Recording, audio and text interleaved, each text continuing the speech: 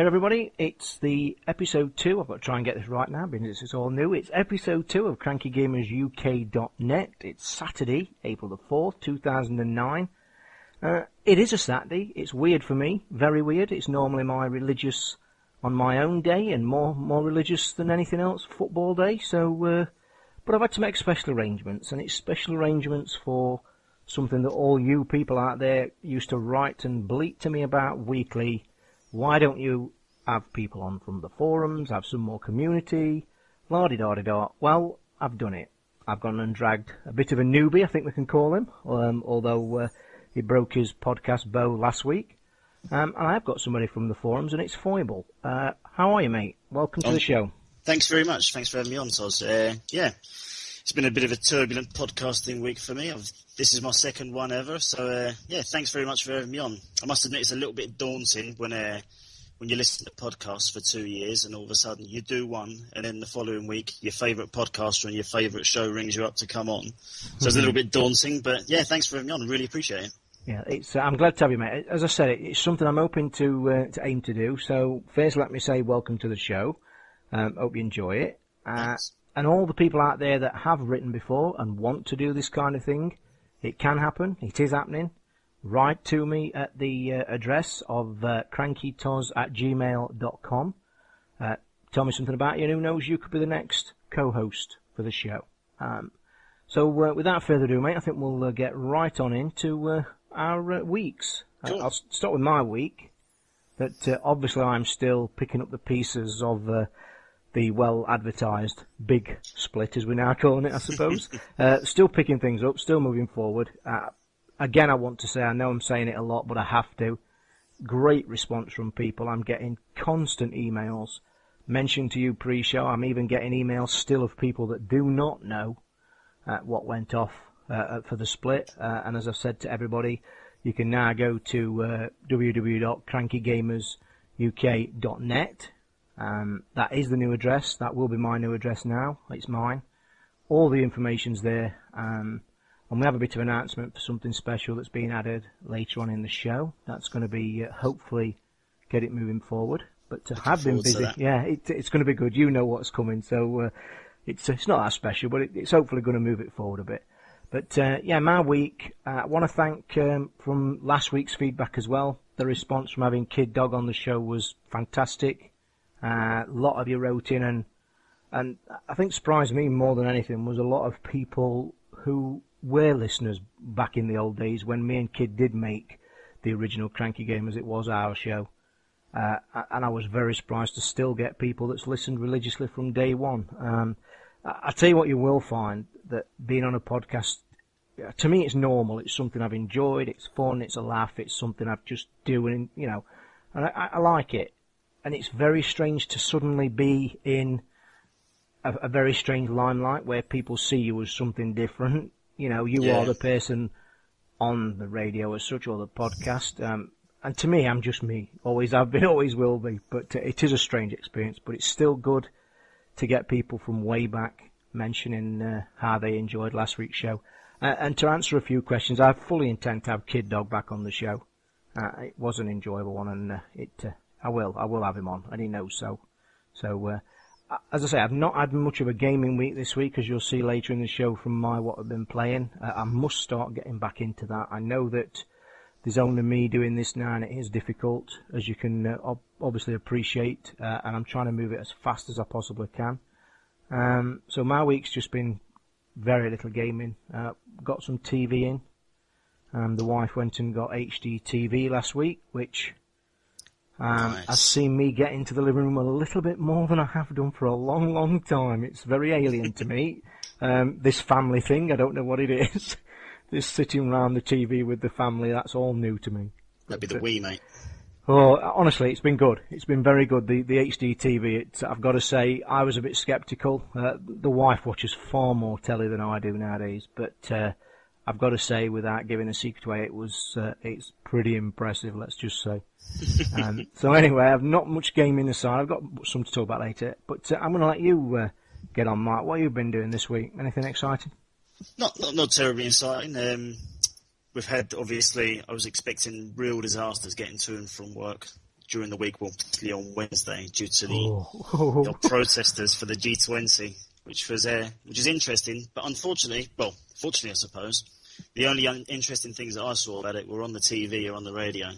Now, I come into work through Liverpool Street in London, and that is right near where everything was happening. It was all kicking off around Bishopsgate area and around Bank, which is about 5 minutes from there. Do you know, funnily enough, I mean, I was watching Twitter. I was working hard that day on setting this up, and I was looking at Twitter, and there was all this twittering about London, and oh God, and this is happening and that, and I'm thinking, you know, living in the little bubble that I live in, I'm thinking, what's going on? Has there been a disaster in London? Thinking, you know, oh God, there's something happened again. I'm put the news on, and I just see this mass of people, and I'm thinking, what's going on?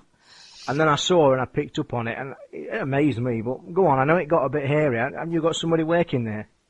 Well, obviously my wife works right near there. Cool, now, she sent me this picture, and it was basically, this is the view out of where I used to work, and it was just thousands and thousands of people.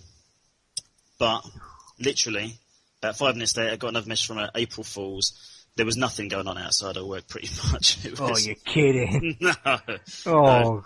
Pretty dead. Now, but I mean, let's say through Liverpool Street, there was absolutely nothing there by the time I'd got through. And I was expecting some real havoc. But what job do you do, Mike? What do you do? I work as a stock controller for a national food company. I was stock control manager. But, very nice. Well, you say that. Oh, it's not that good, is it? It's not that glorious. No, it's not. It's a good job, but the thing in London did look a bit hairy in some places. There are some very mad people out there, I can say that, watching them lot.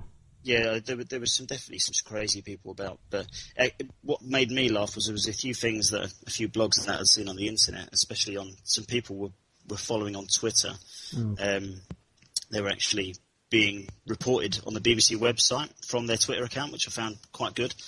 But what they were saying was that for every 3 protesters, there's 2 journalists and 1 person taking photos and what have you. Do you know, funny you should mention that Twitter thing. I mean, Sky are getting heavy into it as well, I've noticed this week. I sometimes tune into Sky News, and it is amazing that how big the news people and Twitter are being tied in. I think really went off, yeah. Yeah, I think I saw a bit of a documentary a few weeks back mentioning Twitter and the news and how it worked, and it was speaking, I think, to a newscaster or somebody that worked in the back room and just telling us how exactly they have to tie it in. And the one interesting point that got me thinking, because they have to try and report it live, and I think that's what it is, they want to be first on the scene. What I found interesting was, even though they want to be first, they've still got to verify the stories, apparently. They can't just blurt out what's seen, so it's... No, that's right. It's very interesting, certainly. So, anything else exciting then this week? Well, nothing particularly this week. There is I've got to tell you about 2 weeks ago. I went to have you heard of the British Music Experience at the O2 Centre? I haven't. No, I'm very naive when music comes.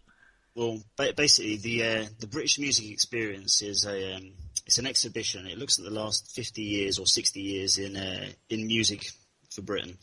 Now, in terms of how high-tech it was there, I was absolutely stunned. They had things like, they had video screens embedded into glass that you couldn't see. So you were looking at something. Wow. You were looking at a display, and all of a sudden this video feed would just start in front of you and just telling you all about what you're looking.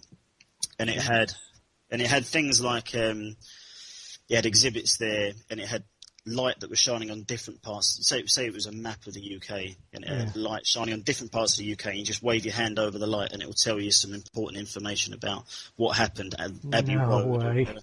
Yeah, it was absolutely unbelievable. And what it is you get your ticket when you go in. It's only a tenner to get in. You get your ticket, and you scan it on anything you like in there. You scan it almost like an Oyster card. Yeah. And what it does is it retains it on your card, and you can go back onto the website later on, and it's got all your favourite bits on there of the experience, so you can go back that is fantastic. But even better than that, Toz, you can play drums and you can play guitar, and what it does is it gives you a little tutorial. Yeah. And you scan your little Oyster card thing before you start playing. You do your tutorial, and it tells you what to play. I did 3 songs on there. You go home, you log on.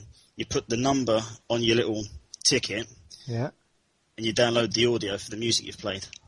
Jesus, it's fantastic. It's frightening, though, isn't it?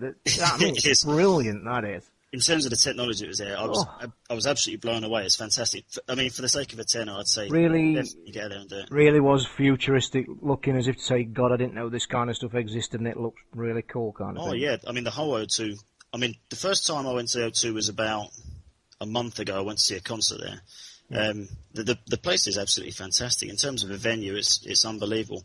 And it's for that reason I now understand why all these big artists, Michael Jackson and Led Zeppelin and that, are all coming back to play there. It is fantastic, it really is. I've got to say, London to me, I mean, I think I've only been, and this is sad, I've been to London, I think, twice in my entire life. Once when I was about 6, and the only other time when I went to Nintendo House.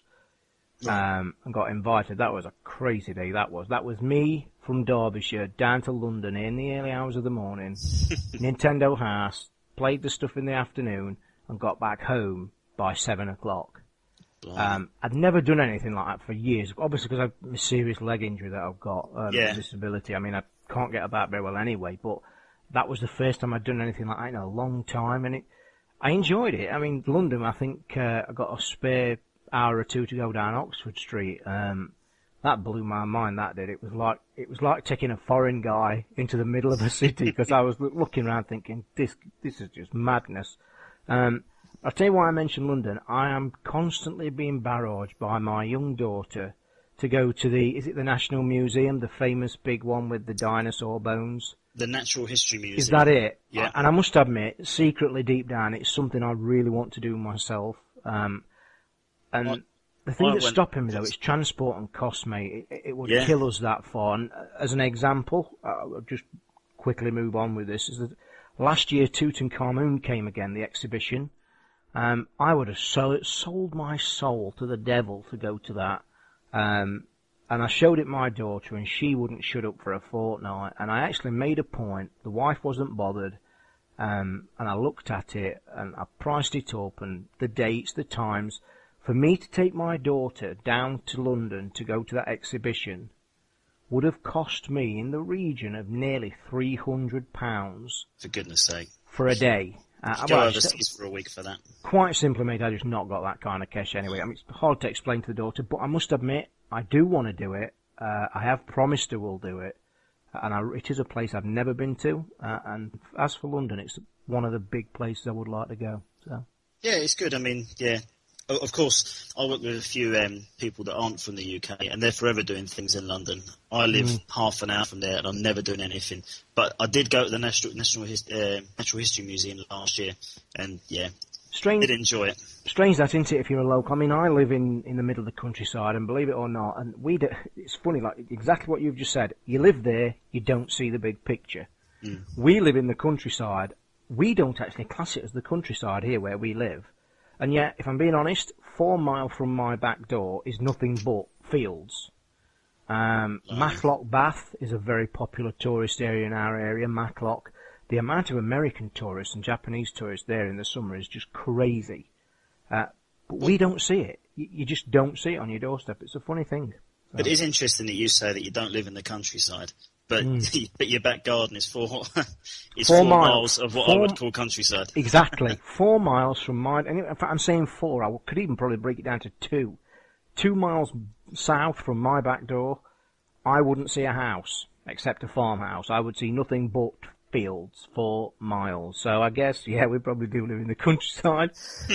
But anyway, we best move on and actually get things done to what we're here for, and I think hopefully try and find some games to fit in somewhere. So we'll crack on, mate, and we'll go this week as usual, but we'll keep it short. We won't drag it on and on. So, but we'll keep this week's charts pretty short.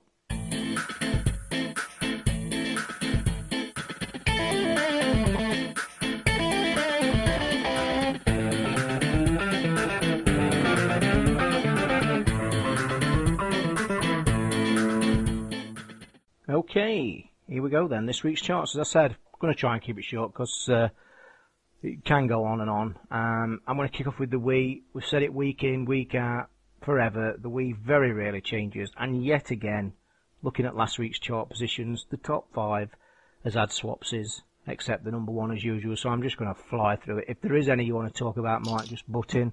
But at number 5 this week, down from 3, is Mario Power Tennis. Mentioned a few weeks ago, I've got this. It's part of the new Nintendo games that they're remaking with the Wiimote. I highly recommend leaving this alone. It's terrible. It just does not work with the Wiimote at all. If you think, I mean, I said it last week, I think Mario Tennis on the free disc that comes, Mario We Play, what it is, just is brilliant. I play that all day still when I get on it. I don't want to play anything else, but Mario Tennis, too fast, uncontrollable, not good. Leave it alone. The one you pay £30 for is the one that's no good. It's a shame because I wanted a long version of tennis to control exactly like Wii Tennis. They pulled that off so brilliantly from a launch title that I think still stands up today. Now, why they can't incorporate that into a brand new tennis game and have it the same, I don't know, because it works, and it works well. I used to play tennis. I used to be a member of a tennis club when I was a teenager. And I can tell you now, from an experience point of view, when you play Wii Tennis, I can put backspin on. I can put topspin on. I can put that ball anywhere in that court. Now, that to me may surprise a few people. But I have stood and proved it to somebody, and actually had one of my friends stand behind me and say that's a load of rubbish. And I've said to him, I tell you what then, shout out where you want me to put this ball. And as the ball's come over the net in tennis, Wii Tennis, they've shouted, and it's gone there. So I can tell you from a point of view, it's very accurate. But why they can't incorporate that in a proper game? Disappointing. Anyway, number 4, Sonic and the Black Knight is down from 2. That's had a bit of a drop. Again, it's Sonic. We've all seen a million Sonics. Again, this one again, we're going to talk about. It's crazy. I was just mentioning a minute ago about Nintendo House. The reason I went to Nintendo House a long time ago was to play Mario and Sonic at the Olympics before it was released. And yes, that is back up to number 3 for the 71st week. Have you actually got a Wii, Mark? Have you played it? I haven't, no. I haven't got a Wii. I've actually only really thought about getting one the last couple of weeks, but only because I've got a DS and I'm really impressed with it. We will talk about the DS. I've got quite a bit to say about that. I've actually got in my what we've been playing later about the Wii, because I've now tried to make a section of it. For the first time since Christmas, sad to say, it's got, I think, what virtually everybody's Wii has. It's not been powered up for a while. And I would actually, being honest with you, I would steer clear. And I know some people might say, God, that's crazy. But no, it isn't. You will, well, I tell you from my experience, I've done it twice. I've had 2 Wii's day of release and a Christmas present. And it's followed the exact same pattern to the letter both times. Yeah. You get it out for a week, it's great, you play it. It's not been on now for 4 weeks. I mean, I've only ever played, I think, 3 games on it. And it was Wii Play, didn't like that. The Mario and Sonic at the Olympics, can't actually remember playing it because I was 4 sheets to the wind at the time. And Boom Blocks, and I honestly only want to get it so I can play Boom Blocks. Right. I've got Boom Blocks. We used to talk about it on the old show a lot. It is a good game. I will give it big praise. It's a cracking game. One of the best. The other one of the best ones is the game that's at number 2, Mario Kart. That's still great, but it's Mario Kart. Yeah. Finished talking about these Wii charts. It's Wii Fit at number 1 as it always is. But just to finish this off, I actually go back to what I've just said about the tennis. And I think you'll find a hell of a lot of people that when you speak to them about their Wiis, the only thing, if they are playing, is Wii Sports. Now, for people still to be playing Wii Sports, which was a launch day title, speaks volumes to me. Yes. Yeah, but I mean, it's crazy in that why aren't people buying more games? And it's crazy in that it's still obviously a fantastic game. It is a fantastic game, and you see the charts for the consoles every week, and you see the NDA numbers from America every week on or every month on Major Nelson's show, where it's selling in its droves. They can't make enough. So what are people doing with them? Well, they're playing them for a week and putting it under the telly like mine is. Be interesting. Anyway, guys, you might be able to comment sometime about it. If you want to come and comment, there will be a little hint later on of how you can. But I'll be interested in your thoughts. What you think of the Wii? Why is it doing what it is? And why are people not playing it? Just a little quick note I've added to the notes about the Wii charts, because I like to try and spice them up a bit. The only exciting news I could see in the top 10 was that Pro Evo 9 entered for the Wii charts at number 9 this week. Worth a little bit of a mention, because I think, it's funny that it is entered the charts, it's been out a while, but the control system is very innovative, I've heard. It's a very hard one to master. Some people say it's very, very good if you're into football. Yeah, I've heard that. Don't you? I think it's. Go on. I think you, with your passing, you sort of direct your pass with the nunchuck and then press one of the buttons to play. Which I think, when I think about it, it sounds great, but I think in practice. I was about to say, I think in practice it would be hard to practice, but I think if you could actually master it, I think it's quite a nice little ingenious, could work fantastic. Control where you want to pass, then pass with the ball. Could work. Interesting. If anybody gets it, let me know. I'll be interested in seeing that. Anyway then, guys, quickly on to 360 charts. Again, pretty similar. Number 5 is Halo Wars. Have you played this, Mike? It's one of my games that's lying in my pile that I've played and sadly not got back to. I played the demo, and I do intend to get it. My only reason for not getting it out at launch was, number 1, lack of funds, and number 2, I imagine that on the old second hand or trade-in, it will drop in price fairly quickly. Yeah, so I think it will. Question is, do you like RTSs and are you into them? Can you play them well? I like RTS, but I don't like them on the console. But I was actually impressed with this. And I will back it up. I will say what I have played so far, it does work on the console, because I was a big RTS fan on the PC. It does work. Thing again though I have with these, and I think I've mentioned before, they get too difficult too quick.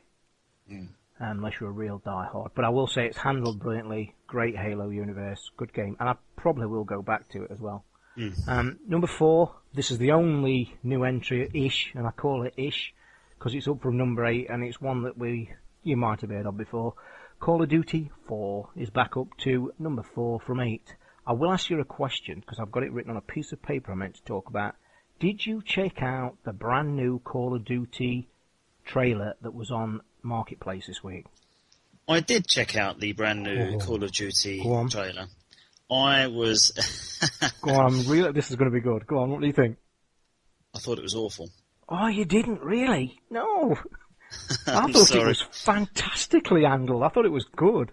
I'm sorry, and people will nail me for saying so. No, I mean, go on. You get a little sneak peek, or what's the word for it? A snippet. Snippet, okay, and it wasn't enough for me. It could have been anything, and I know, but my only other problem was that I didn't actually like Call of Duty that much anyway. No. Blasphemy. Really? Yeah. Not the single player. I mean, the multiplayer, I don't get involved in it. It's just I get too aggravated with that. And people will have ever played online games of that kind with me know that I get aggravated pretty quickly. Single player, I thought it was, and I'm not an FPS person either. I can take it or leave it. But I must say that in the past 2 years is probably the only one I thoroughly enjoyed from beginning to end. And I thought it was a job well done, and I am looking forward to it. And my personal thoughts on the demo, worth checking out, guys, if you've not seen it, on the Marketplace. It's very weird, very arty, and I will say to you as well, if you don't know this, and this is to back this up, I liked it. I thought it looked good. It's obviously to tempt you. What did surprise me, and I didn't know at the time, was the release date, because they actually penciled the release date at the end, and it is this year, and that quite surprised me. One final thing on that, though, Mike. If you actually go on the website, the official website, I've heard that they've got the same kind of scenario as the demo, but you can actually click things and go into it, and it shows you a lot more. I might have to have a look at that. That's what I was going to say. So, but I just quickly feel I must justify my reason, as we're talking about Call of Duty 4 my reason for not enjoying the single player as much as other people have is that I actually played it about a year after it came out. That was the first time I played it. And it was a case of, I've got to play this because everyone is going on about it being just the greatest game. I know what you're going to say, yeah. And it just spoiled it for me a little bit. Probably got too high. I hate doing that. Too much hype. Too much hype. Yeah. Get too much hype. You sit there all excited, and then you suddenly sit there and think, well, okay, why? Yeah, you're right. But you're the right. people I have told about that have wanted to throttle me. I will also say at the time I had a lot of gripes, and I still do have gripes with it, but I was lucky enough not to figure it out until right near the end. Hopefully they're going to sort it out for the next, was the trigger points. It's had horrendous trigger points, and I have got a real bee in my bonnet about that. I know it's difficult not to do. It's the way them games are done. But the trigger points drive me crazy. And luckily, I think I was only right near the end of the game when I actually read about it online. If I wouldn't have read about it, I wouldn't have known. No. But you can actually... And where I have a problem with trigger points is this, and it happened in Call of Duty World at War. So much so I stopped playing it. And I proved a point as well on this. The trigger points were that bad on World of War, Call of Duty World at War, is that I could play that game to prove a point where I hid behind a box, got up, ran straight into the middle of the next section, which triggered the point. I turned around, ran straight back to where I've come from, got back behind a box, and let all my soldiers kill them before I got back up. Right, yeah. And I could do that and literally... And it took a while, took a few attempts, because sometimes they just backed off. But I could literally get through each section of each level doing it that way. Right, I see. Didn't try it on the hardest level. Probably it was a bit more... The AI was a bit more smart. But trigger points, I hate them. I really do. Drive me mad. But I still enjoyed that game. Anyway, number 3, Street Fighter 4. Are you into Street Fighters? No? Yay? No. Not Same into fighters. Never have been. Not for many years, but it's obviously one of the most popular ones. It's up 2 places, guys, to number 3. Number 2, and this has surprised me, it's actually stayed at number 2. And it's the WWE Legends of WrestleMania. Are you a mad wrestling freak? I used to be, and unlike your my predecessor, I won't be doing any impressions of wrestlers. But I used to really be into wrestling. I've got a wrestling. When you was about 6 years old, would that be? Probably about 11 or 12. Now I've got one of the games here. It's the SmackDown 2007, I think, which I play with a nephew when he comes over. Yeah. I did actually see this and think, because it was that era. Yeah, it is all those wrestlers that I used to like back then. Bringing back some memories then, was it? And I don't really like the SmackDown one that I've got, but apparently it's all been simplified in this one. So maybe when it drops in price, I might pick it up just to have a look at it. Oh, you'll have to let me know, because I don't think I would not get anywhere near one of these. But anyway, guys, number 1, we all know what it is. Still brilliant. Resident Evil 5. Got a bit to talk about it later. It is a bit. I'm near the end. Just a little bit of notes to the end on the 360 charts. Wheelman. Bit surprised this didn't break the top 5, actually. Quite surprised, unless it was... well, no, it would have been released at the right time. But, yeah, number 7, Wheelman, came in on the 360 charts. I would have expected that a bit higher, because... as I say, I've got some things to say about that in my notes as well. Yeah, it's a little strange when you think that a game that's been out for... Call of Duty 4 has been out for, nearly 2 years now? Something like that. It's been out for a long, long while. And a new release with Wheelman, which has been quite heavily promoted. It has been promoted. I tell you, do you know what makes it even worse as well? I mean, it's not actually in the height of heavy release schedule either. No. And I would actually guess to say that something like Wheelman, and let's be honest, I mean, we're obviously talking about it a bit later, it's not a bad little game, it's different, is what I would call it. I would have expected it to break the top 5, given that the top 5 is indeed made up of previous week's games. So, yeah, that's right. Surprising. Yeah. But anyway, onto the PS3. Again, this is actually the exact top 5 shuffled about just a little bit again. So I'll quickly go through this. It's at number 5 is Hawks, a game I really like, by the way, and I highly recommend it. 4, the wrestling didn't hang on in the PS3 charts. That is down from 3 to 4. At number 3 is Street Fighter 4. Number 2 is the PS3 only title of Killzone 2. Something I've not got. Don't know if I'm going to. May pick it up later. Number 1, Resident Evil 5. Funnily enough, I actually nearly picked this up in trade this week for the PS3 just to do a comparison. It's something I'm intending to do later on. As we all know, Resident Evil began on the PlayStation. That's the only reason I wanted to get it again. I might do later on in time. So you've got a PS3, Mike? Yay, nay? No PS3. If you do pick it up for the PS3 and you like it, you can fire your Xbox copy down to me, because I'm pretty desperate to get it now. Funnily enough, I'm having a lot of messages about this Resident Evil 5. I'm still not got a co-op partner. I think I'm going to get one off my friends list this week. Said they was going to message me. I'm actually very close to finishing it in single player, and I am enjoying it a hell of a lot. But I am looking forward to the co-op. I would say to you, Mark, as I've mentioned to one or two this week, I'd hang on a little bit more, and I see this hitting the trade stalls heavy. Well, see, it's quite funny because I use CEX for most of my trades, and I had a look on there earlier and so I wonder what the price is. Thinking it's been out for a little while now, it might have dropped £45. Oh yeah, that's ridiculous. Yeah, that's ridiculous. I can even get new copies of games cheaper than that. Yeah, I can get it for £32. I think it's you was seeing it. That's criminal. But it will do, and I highly recommend it, and I will hang on to that, and hopefully I'll probably play some co-op with you as well, because it looks pretty good. Good. Again, small few notes I've got as regarding just outside the PS3 charts. Wheelman again, not hit the top 5.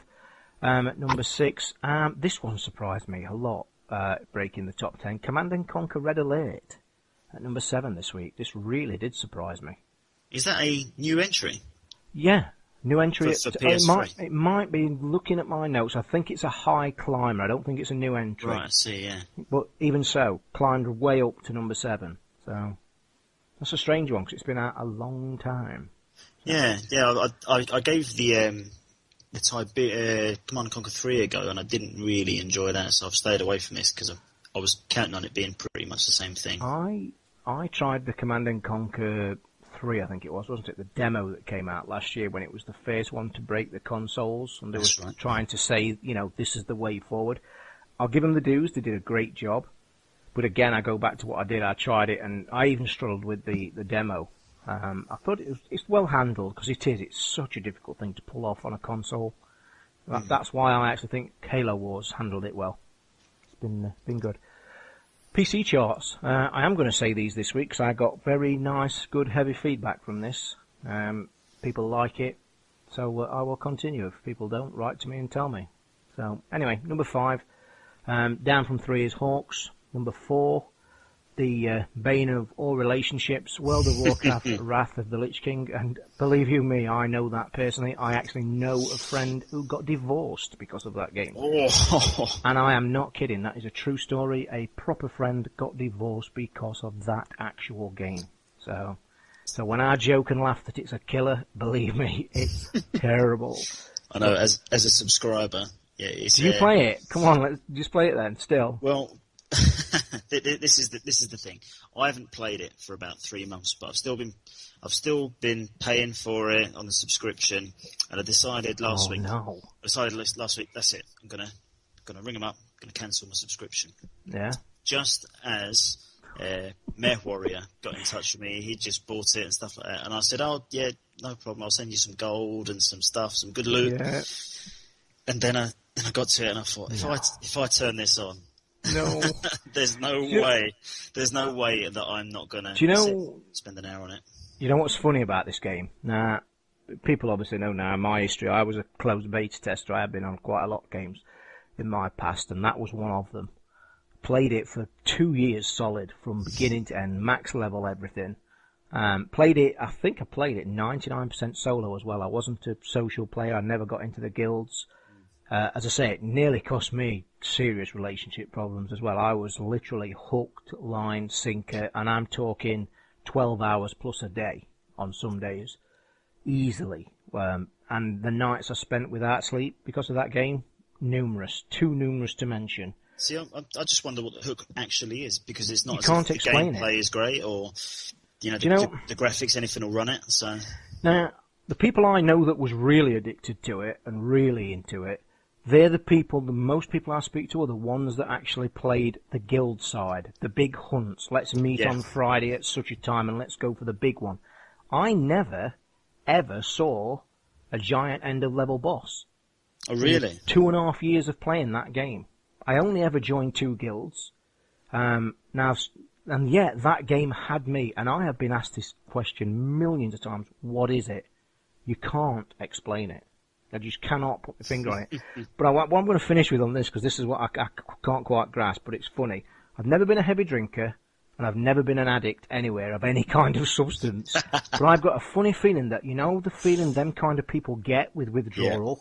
Yeah. I still find today, sat, say, on a lonely night on my PC, I don't feel like consoles, don't feel like anything, I get a pang in the bottom of my stomach saying, why don't you just put Warcraft on again? Warcraft. And it is that bad, and it does that bad a hook. So, anyway, it is a brilliant game, obviously. Making millions of ridiculous dollars for everybody. But, anyway, guys, number 3 in the PC charts, down one place, is Warhammer 40,000 Dawn of War 2. I'm just going to interrupt you to say that Derby County have just gone 1-0 down, which is a criminal act. But anyway, number 2, talking about football, is Football Manager 09. Always in the charts. I have actually got this somewhere. I don't think it's been in my system. And number 1, Empire Total War. Same position as last week. So, guys, there's the charts. Tried not to whittle on. I know it's hard. It gives us something good to talk about. And I think we are going to move swiftly on to, I think, what's next? This week's news.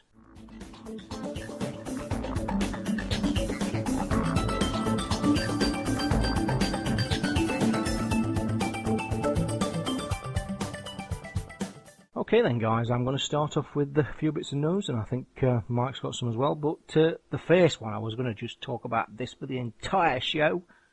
I mentioned it a long time ago, I think, saying it was a possibility and is it going to happen. Got this news, I think, 2 nights ago, and I was dancing a jig. And the headline reads as follows. Microsoft to make Lips microphones work on Guitar Hero Metallica and Rock Band 2. The little bit of official, I think this is official statement. Microsoft announced that Activision's Guitar Hero Metallica and MTV's Rock Band 2 will be among the first music titles to support the celebrated Lips and, I will say, excellent wireless microphones. Yeah. And they are going on to say that there will be a title update that will also activate the compatibility with Rock Band. What I've picked up to keep this story short, I think the Metallica one is going straight away. It will be compatible as is release. Whereas, sadly, the Rock Band one is going to be a little bit later. The best thing I've found out, I've heard summer. So when they class summer as when, I don't know. But the good news is, the brilliant news, is these microphones are being brought to these two games. I'm hoping they're going to stretch it to Guitar Hero as well, not just the Metallica one, because I think at this minute it is only the Metallica version, which I find a little bit strange. It is, yeah. I imagine it'll probably ship on the disc, to be honest, to avoid a required update for the other ones. But yeah, good news. I will just say a bit about it. That obviously people know I've got Lips. Sadly, I don't play it enough. I've got that much other stuff to get through. But I will say that these microphones will be used on Rock Band because the microphones absolutely top-notch, top-of-the-range microphones. I think I heard in a news story from one of the Microsoft guys upon release of Lips last year, or talking about it, that they actually lose money on the cost of these microphones. Apparently, because I don't know if you know that the Lips game actually has got integrated that it can actually pick up on vibrato. Now, vibrato, for all you non-musical people out there, is when you hear Whitney Houston warbling like a swan. Apparently, they're that sensitive, it can pick up on that and increase your score as such. That's how good these microphones are. So to pick them up on Rock Band 2, I cannot wait. It'll be brilliant. So. No, that's very good. I mean, I haven't actually got Lips myself, but... Are you into these karaoke sing-alongy games? Everybody knows I'm a lunatic for them. Do they interest you at all? They do. I mean, the only time I ever play them is one of my friends. Every time we have a party, all a group of couples go around there, and we always end up playing Lips or SingStar at the end of the night. I do like them. I do enjoy singing on Rock Band. I do, yeah. And I'd like to pick up Lips. I highly recommend it, especially if you just said the party element. It's not so much good on the single player, I will say. There isn't a great deal to do, single player wise. It's good how they do it, it's well handled, but the microphones, I would actually gladly have paid the money for this set just to get this microphone on the other stuff. So, can't wait for that. Looking forward to it. Is that the one where you can import your own tracks as well? You can, but it's not as glorious as it sounds, I'm afraid. No. I've tried it. and I can't remember what song I did try it on. Sadly, what it does, you put an MP3 player into your 360. You move to the store. It's got like an integrated store, pretty self-explanatory. You can search tracks by either choosing hard drive, CD in the drive, or a external source when it's plugged in. Right. If you just choose external source, it will scan your drive or MP3 player for MP3s. Pick one, click it, it then downloads it to the drive. Sadly, it only plays the music. It has no lyrics, it doesn't... No. You've got no... Obviously, it's impossible to do. Excuse me. And it just can't do it. I tried a song, and unless you know a song 100%, then it's just impossible. Good idea, but they just can't incorporate it for copyright reasons. So, sadly. But anyway, great story there, guys. Me, one happy bunny, sat here waiting for the Rock Band 2 update for that. Cannot wait. So, the next story I've got, and I think it's my last story, because I think Mike's got a few things to talk about, but it's a good one. We all know this week that Nintendo, not satisfied with ruling the entire world, they are now moving to take over the entire world. The DSi launches this week. In Europe, it's offering 5 games, a free Opera web browser, but something that caught my eye was the update system that they do, and they do a store. And apparently if you register your DSi on the website, you get 1,000 free DSi points to go in the store, which I think is quite nicely done. A nice little touch there. I've not got to see it. To be honest, I was going to ask Mike at the end of this news story. It's basically just to say the DSi is live. It's here. People are buying them, and that's what I was going to talk about. Are you surprised? Because I know I'm not. Are you amazed at the uptake on this? Because I actually didn't think this would sell. Well, I'm not amazed that they've brought it out, because every iteration of the DS that comes out sells millions anyway. Such a poor one, though. Yeah. I mean, I've seen the adverts on the television. You know, you can take a picture of someone and mess about with the picture a bit. Yeah. That's, that doesn't appeal to me. But obviously it might do to a lot of other people. But I think that you'll probably do the podcast again in about a month and say that it's just hit its 2 million sale or something like that. It will sell like crazy. I think I heard already that pre-orders and everything is literally outweighing the amount they're going to get already. I must admit, I like the sound of the store. I've actually seen videos. I did a bit of research before I recorded this morning, looked at a few videos of how it's run and the browser and things like that. I like the ideas. I mean, there is I know it's a horrible thing to say, but the rumour among all hardcore gamers is basically this was a very slight glorified version to stop the horrendous piracy. Everybody knows about the piracy. It's there. It's in the background. I have heard that it was basically just a new iteration just to stop this, because if people don't know, they've got rid of the Game Boy Advance slot at the bottom. There's now an SD card slot on it. There are 2 cameras on it. It's slightly bigger. And I will say I have seen a comparison video this morning, and to be honest, I don't think you'd even notice if somebody handed you one, the difference size-wise. I mean, it looks good. Screens are bigger. Question to you then, Mark. Would you entertain buying one? Have you bought one, or do you think you're going to get one? Probably not. I very much doubt I'll get one. I mean, if my girlfriend, if my wife listens to this, I'll get really told off. I said earlier that I just got a new DS, so pleased with it, blah, blah, blah, blah. It's actually hers. I got it for her birthday. I'm going to back this story up, but go on, I'll tell you mine. But I am really impressed with it. It's very good. I've only got a few games on it. But for something, I mean, it's brand new, shiny to me. I've never played a DS before, really enjoying it. So if I do get a DSi, it will come from liking this so much. I was going to say, my story on this is that my daughter's obviously got a DS. She's had it 2 Christmases ago. And I would actually say at this minute in time, it's the biggest thing used in our house at the minute. Yeah. So much so, I've actually been on the lookout this week to get myself a second DS, because I'm playing games that I want to play that she just will not let me play anymore. It's mine. We've had the old famous line, get your own, it's mine. So I'm actually on the lookout for a DS this week because, again, I think we fall into the category of we ask the question, why do people buy them? And they're cracking little machines. They're just brilliant at what they do. I like it a lot. I'll tell you something I would have liked to have seen on this, and you might have to sort of teach me how to suck eggs a bit.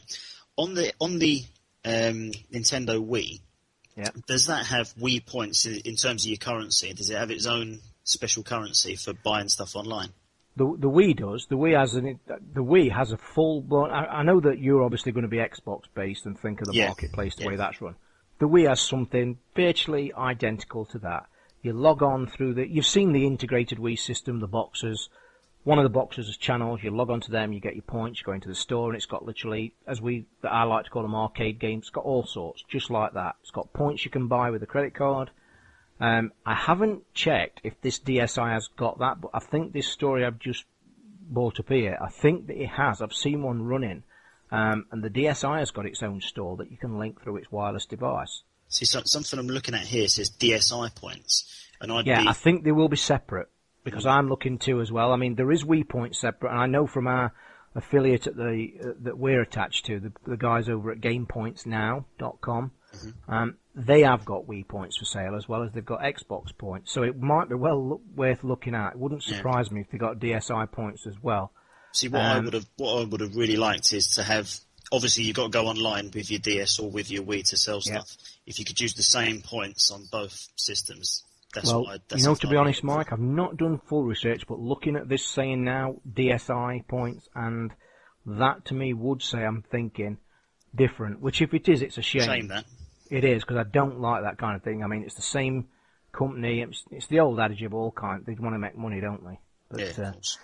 Personally, I mean, close this DS story down. They will sell like hotcakes. They are selling like hotcakes. Me, personally, I don't think I'd buy one. I just, honestly, I don't think there's enough there to make me say, well, I've got a DS here. What does this one do for me? And to be quite frankly honest, it does nothing for me. No. I mean, let's be honest. We know that when the next Xbox comes out, you're going to want to buy it, without a shadow of a doubt. Or when the next PS4 comes out, you are going to want to buy it. I just think that Nintendo have missed a trick there. And personally, I hate saying it, but I do believe them rumours about, trying to crack down on the piracy was tried to be tackled. But I think if you go on the net, you'll sadly find that it's not worked. So, anyway, DSIs, whether we get one or not, they are a good machine. Probably why they're selling by the millions. So anyway, Mike, hopefully with your newfound podcasting fame, you have done a bit of research and you've got some little news stories of your own to bring to us. So what you got, mate? I've got a few little snippets here. First one, it's not a very big deal or that, but Konami have picked up the rights to do a game based on the Saw films.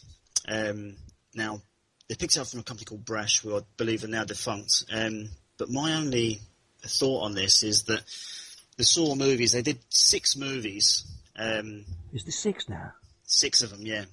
I saw the first 2. I must admit, straight off the bat, Saw 1 I thought was a fantastically written movie. I thought it was very enjoyable. It was very good indeed. But by the time they got to the 6th one, they're straight to DVD. And arguably they're good films, but as far as I know, they're not making any more. I can't see the point in bringing out a new game based on it. And go on, Mike. Carry on, mate. Sorry. So one of the things that I based it on was that even if it's very good, it doesn't mean to say it's going to sell well. I was thinking about the Bourne Conspiracy game, and I really, really enjoyed that. But as far as I know, it didn't sell great. I've got a better one for you. I've actually had arrived this week before release day wanted, because I was astounded to receive notification that you couldn't report about it until it's released yet this week. But I couldn't believe that's even out, or just coming out. It's a strange one, and I would put this with that category. Why now? Strange. Yeah, I just thought it was interesting. Obviously, Konami's picked it up. They've probably managed to pick it up cheap because Brash has gone. But do you know what? Let's say me and you are making this game. How could you incorporate the Saw franchise into a game? Well, apparently, what it is that your job in the game is to save people from the little traps that Jigsaw has set up for people. That's got my eye. I think that's quite interesting. Yeah, I mean, what I imagine I like is you'll probably play as different people throughout the game, trying to get out of whatever traps have been left here. It sounds quite intriguing, but as I say, this long after the event of the movies, especially the fame of the movies, which died quite a while back. Do you know, you mentioned the backbone of the game. I actually think some clever people at Konami there have actually obviously looked at what they're buying. And you piqued my interest up straight away talking about it, but I actually think that sounds like a very nice little tempting game. It'd be interesting to see it. It's I will keep an eye out for it now, as where I wouldn't have done before you said that. Yeah, it looks intriguing. I just hope I hope it's good. I hope it's good, because I do actually quite like the movies anyway. No news on finished, when, coming, or anything? It's just basically that they bought the rights to it for now. They bought the rights to it. I think there's screenshots of it. So I believe it's coming fairly soon. I think the only reason they've picked it up is because it's because Brash has gone under. So I imagine the development's quite far in. All consoles are we talking? Xbox 360 and PS3 at the moment, I believe. Pretty good. Interesting. Keep an eye out for that. Yep. Okay. Next bit of news. I remember hearing on the old Cranky Gamers podcast about it will be a year ago. There was a league table on major electronics companies and where they fell in terms of how how green they were. Now, if you remember, last year, Nintendo were absolutely terrible. They actually got 0 out of 10. I can remember the story. We actually we reported this. I can remember it. That's right. It's actually Greenpeace that released it, and it's called The Guide to Greener Electronics. Interesting enough, it's a 10-point scale. The highest up there is Nokia, and they're at about 7.5. Wow. But in terms of what we're interested in here... If I remember rightly then, it was to do with the amount of electric consumption on standby. Was that right? It goes a bit deeper now. It may have been that then, but I think it goes in terms of... all its environmental problems. Yeah, that's right. Yeah. In terms of waste, packaging, and I've got you. Yeah, things like that. And it goes through. I mean, if you go to Greenpeace, and not that many people will, but Greenpeace.org, and go to the Guide to Greener Electronics, it's got really in-depth look at each company and where it kind of rises and falls. Has Nintendo done better then? Because they actually was quite hurt by this report. I can remember them making a statement soon after it. Well, what I'll do is I'll go through the big ones. Top is Sony at 5.5. Is this they're the highest or the best? They've got the highest rating of the Guide to Greener Electronics of the console companies. Got you. And that's only at 5.5. That's actually worse than what it was 2 years ago. 2 years ago they were top. It was about 7.8. Microsoft are at 2.8 now. Nintendo, and in 2007 their rating was 0, and now it's 0.8. How would they go about changing that kind of rating? Because I can't think of anything that they could. I mean, obviously it's a green rating, like you said, and I know for a fact that when we reported it was about standby power consumption, which led to the green side of things. How can Nintendo, as an example, go from 0 to 0.8? What have they done to make it better? Well, what it is in terms of packaging and waste, in terms of that, all you need to do is start reporting it. But the reason they're still so low, and they probably would be higher, is that they keep their environmental policies a secret. No, I can remember. Yeah, you're right. Yeah. Now, in terms of, for my line of work, environmental policy is it's a really important thing. And the only reason that someone would keep an environmental policy, in my opinion, the only reason they keep it secret is if they haven't really got one. But I will back Nintendo up here as regard. I know that it doesn't surprise me, this secret, but Nintendo is secret across the board, and that goes for everything. Yeah. In all my time working on this show, nearly 2 years, I have not had one single, and I mean one single reply from any official Nintendo source. Now, I'm not saying I'm important, but when you put that into context that Microsoft have sent me stuff, EA, Sony, all the others, and I can read quite a lot of all. Microsoft have been absolutely top draw. I would stand here and argue to the hills with anyone of how good Microsoft have been. Really, they've been top draw. Sony, they're not so good. They once was very bad, but they've got better. But just to prove a point, Nintendo don't let a thing. And I think back in the day as well, 1UP used to comment exactly the same. 1UP never got stuff either. So Right. Nintendo's secret across the board. So whether it is because of environmental, I would just put it down to it's Nintendo, and that's the way they are. So, but it's still interesting. I mean, a good point about that.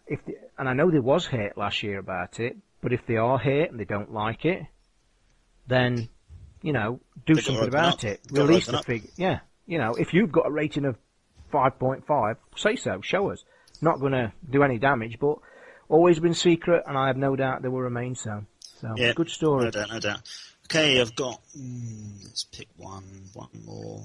Okay, so this one's a bit of it's a rumor. I saw it on computer and video I like games rumours. .com.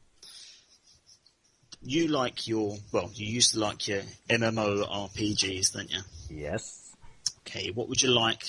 Would you like to play a decent one on your Xbox? Do you know, this is a good point. This was started, I've had the question loads. Funnily enough, and I have been an MMO massive fan, paid for it. That cost me in the end. I couldn't afford it, and I always used to be a big adversary of, do they charge too many? I'm actually staring at the game that came in the post this week for me to try, Runes of Magic. I've mentioned that on a few shows. Runes of Magic is a completely free-to-play MMO RPG, and what I will say, it is as good as WoW for the people that can't afford it. Come on, really? I honestly, and I know that is really obviously it's not going to have the polish of a top multi-million-dollar game, but I'm telling you now, runesofmagic.com. This game is free to download, free to play. And any MMORPG fan out there that likes that kind of genre of game is sat there thinking, well, I don't want to pay £10 a month.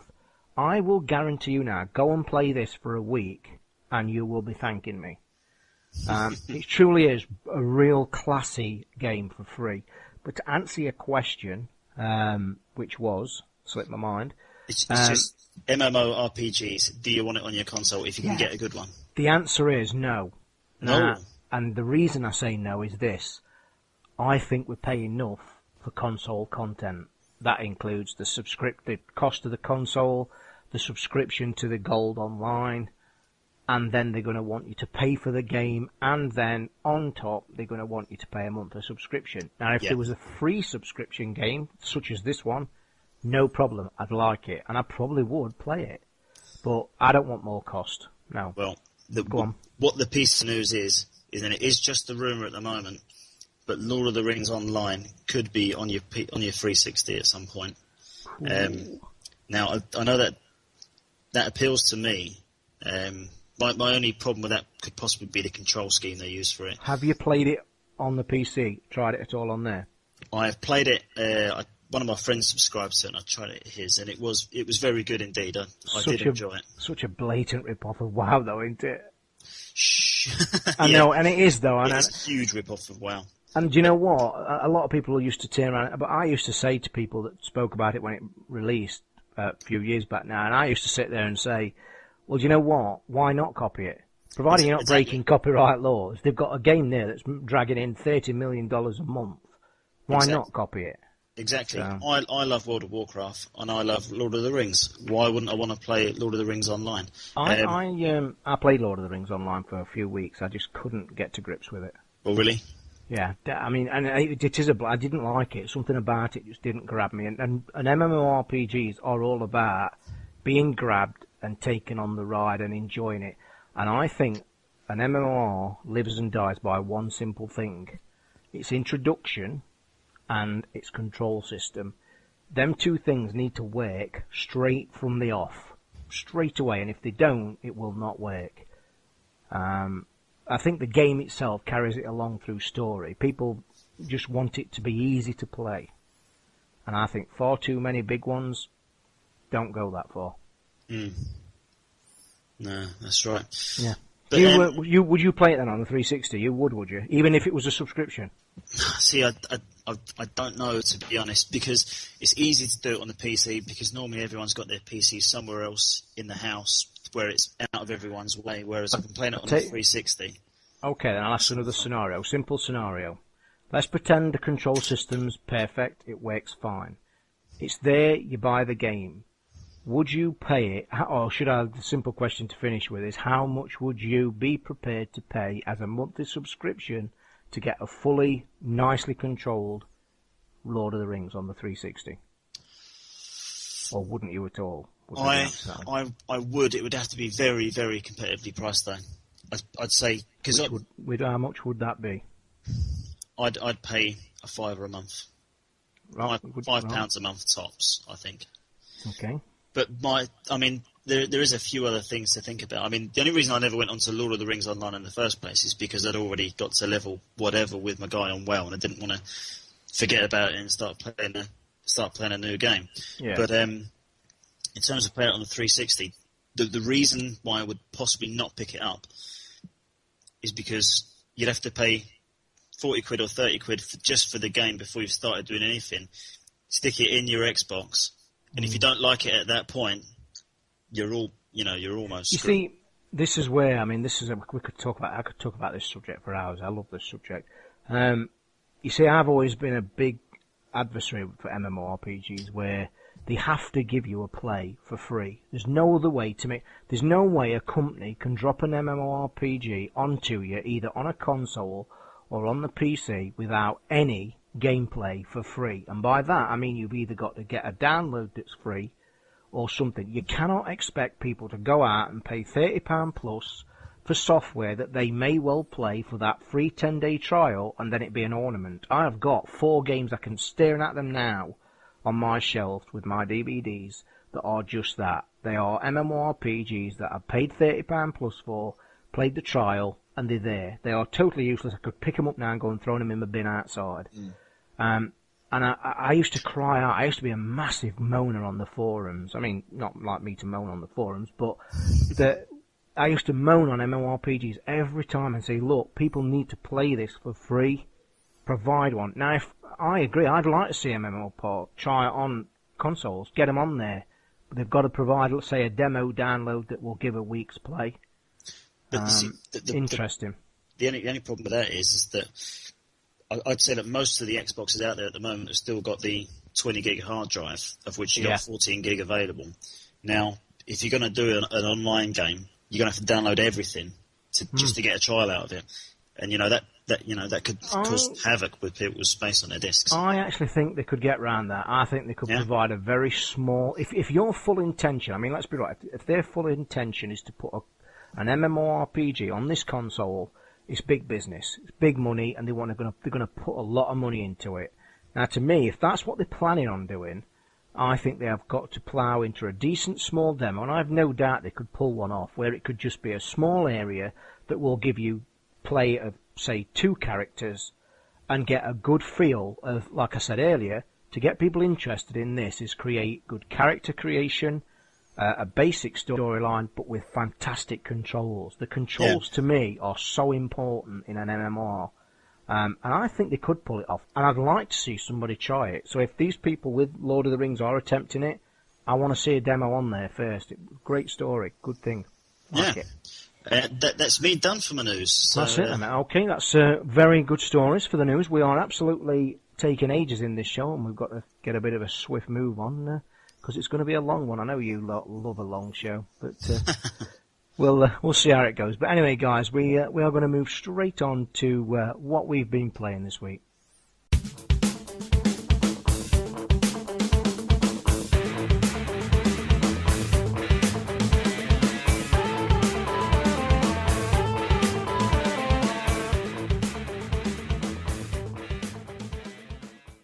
Alright then, what we've been playing. Mine, as I've mentioned earlier, I think is going to be pretty short because I've been working hard for all you guys to get this show.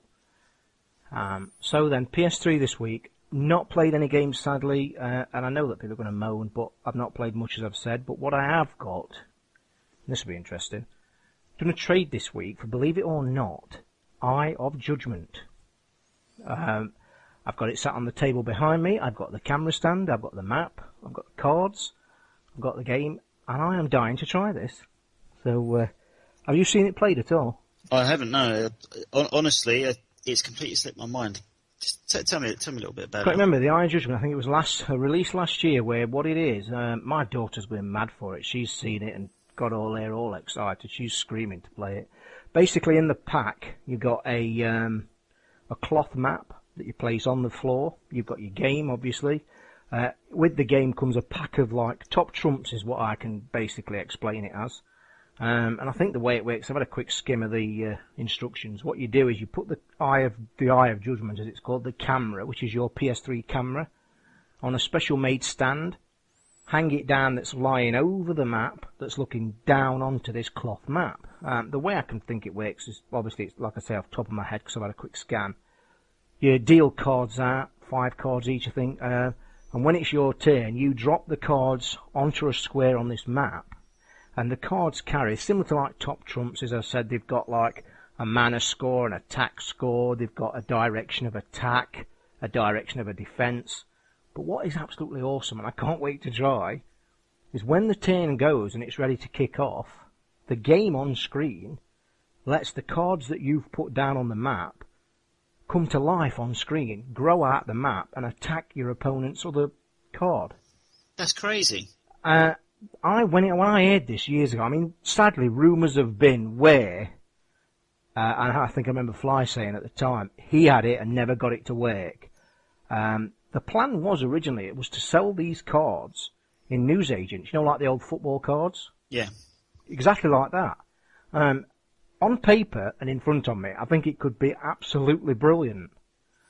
So I'll try it this week and report back next week, but I am looking forward to trying that a lot. Sounds very different. Yeah. Anyway, the Wii. We mentioned it earlier, guys, and the only thing I was going to say about the Wii is, sadly, it's not been on for 4 weeks. It's terrible. So, I mean, has my rantings put you off one? I don't know really. I mean, a lot of my friends have got them, but they all play kind of. I come around and play Mario and Sonic at the Olympics. You've never played anything like it, but it's only because they haven't got any other consoles. And so have you get to play a Wii then? You get a chance to play one. Oh, Derby's just equalised. Sorry, but it's injury time. 95th minute we've equalised. No, oh, sorry, but yeah, I'm really happy. And no, people will understand me butting in.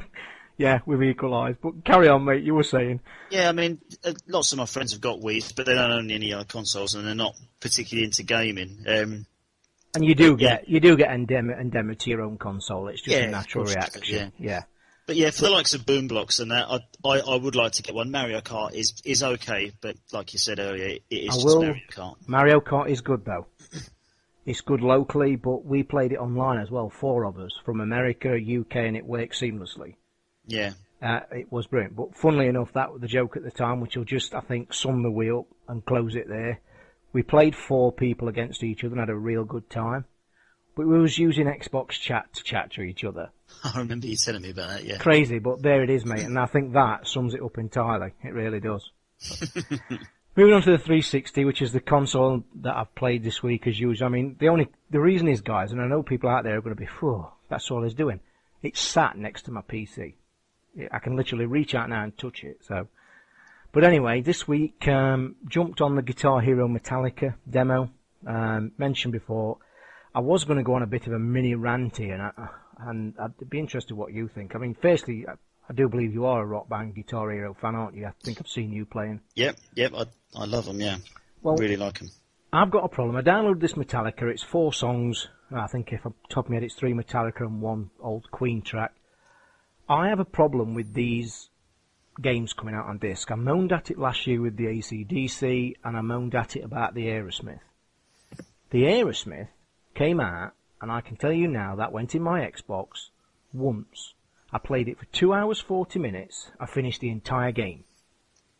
2 hours, 40 minutes? Done. It's the only game I can honestly say that I've put in my machine once and finished with it. And with it being a Guitar Hero game, is more surprising, because if any game is open to going back to because of songs that you like, it's that. I have a problem with them releasing these discs. My mini rant was going to be this simple. They bring in these discs out, I want them to go one way or the other. I don't want them to provide me with a store where I've got to keep buying extra tracks, and then in the next breath, they chuck me a disc for another 30 quid. Yeah. I want them to either say, right, there's no store, done, but every month or so, we're going to chuck you a disc for about 12 quid. That'd make me happy. Yeah. But what I don't want is this. I hate the fact they keep chaining discs on discs. And the golden thing, I think, where the lesson's been learned here is looking at what Rock Band have done. Rock Band made the fatal error of releasing, excellent although it was, Rock Band 2. I think it was 9 months after release in the US of Rock Band 1. That to me was criminal. Yeah. And it made them so much so that this year they come out and pre-announced they had no intention of bringing out another Rock Band disc. And I actually said at the time, I should think not. But funny, in the next breath they said, but we are doing the new Beatles game that's nothing to do with Rock Band. Well, I can't wait to see this Beatles, because if it's not tied to Rock Band in some way, I'll be stunned. I don't like this releasing of extra discs, especially when they've got stores, because I don't know how much you spend on that store, Mike, but it draws me in every week, and it drives my missus crazy. I mean, do you use the store a lot? I do. I'm very selective with what I get, though. I mean, yeah, I have. Obviously, I'm only going to pay for stuff if I like it. I've just noticed I haven't bought anything for probably about 6 weeks now, because there's nothing really been up that takes my fancy. But yeah, I do like the store, and I do use it. Interesting what you say though about the discs for Rock Band. Don't forget, it wasn't so long ago the AC/DC disc came out. So, and I haven't got it, and I have no intentions of getting it, except if it was offered in a trade. Question though, are you Rock Band or Guitar Hero? Or have you got both? I am. I haven't. Interestingly, the only time I've ever played any Guitar Hero with drums and that is this Metallica demo. Yeah, which I do like. The only thing that scares me off for this is I love Rock Band, and I love the old Guitar Heroes and that. The only thing I don't like on Rock Band is I don't like the songs that are really long. Yeah, there's a fine cut-off point in that you like, not too, but these long ones do go on. I know what you mean. Yeah. Go on, click on. But what I was going to say is that Metallica, I am a Metallica fan, not a huge fan. Ah, right. But the majority of their songs are sort of 8-9 minute songs. So I probably wouldn't pick it up just for the fact that you could go, all right, I'm going to do 10 songs and then that's it. But it's an hour and 40 minutes. I've always been of the ilk as well that these Singularity music games, the Metallica's, your Aerosmith, yes, I know that they've been designed to have extra tracks on. But I've always said they couldn't wait, and I stand by, and I'm not sure if I'm right here, because as I say, I've not got it, and I've no intention. But is the AC/DC one just pure AC/DC and that's it? What AC/DC is it's a recording of one of their live concerts. I think it might be Donington Park. Yeah. I'm not sure, but it is a live recording of theirs. 18 songs, I think. Jesus. So it's on the disc, and that's it. You can pull them off the disc and put them onto so you can access them in Rock Band. Well, you see, this is where I have a problem here, because I have a problem with, I cannot see, and yet everybody knows how much I love these games, I cannot see the draw and enjoyment of playing the same band constantly, again and again and again, where I don't think they'll work at all. Yeah, I mean, the last place I kind of got anything like that was I bought one of the albums. I bought the Foo Fighters albums last year. Yeah, I bought the Who album, the only album I've bought. And I do really like the Foo Fighters, and yeah, I like that. But then it is just an album. It's 12 songs. It's not 18 songs, and it's not all live performances. And which that you've probably really already got. That's right. Yeah, absolutely. I mean, I'm just going to finish with, I mean, that's just been my gripe so far. I mean, the Metallica one, I won't pick it up unless it's in a trade, I think. Way down the line, I just don't like the fact that they're bringing both stuff out. I just want to finish with, though, you said you've not bought a song lately. I implore you to go and get James Bond theme. This is everybody out there. You have got to go and pay 160 points for the James Bond theme on Guitar Hero World Tour. It is stunning. Honestly, I picked it. I twittered about it in midweek. I've downloaded it. I got it. I played it. Did you ever hear the rendition of the Halo track that was done on one of the Guitar Heroes that was really rocky? Yeah, Guitar Hero 3. That's quite well done as well, wasn't it? Yeah, I liked it, yeah. This James Bond song, I've got to say to anybody out there who doesn't even, just go and get it now. It is mind-blowingly brilliant. Might be my personal taste. You might sit there and say, what is he talking about? But honestly, awesome song. Worth every point of 160. I'd have gladly paid double. Just something to add to that. I'm not entirely sure, but I do believe that you downloaded tracks for Guitar Hero World Tour.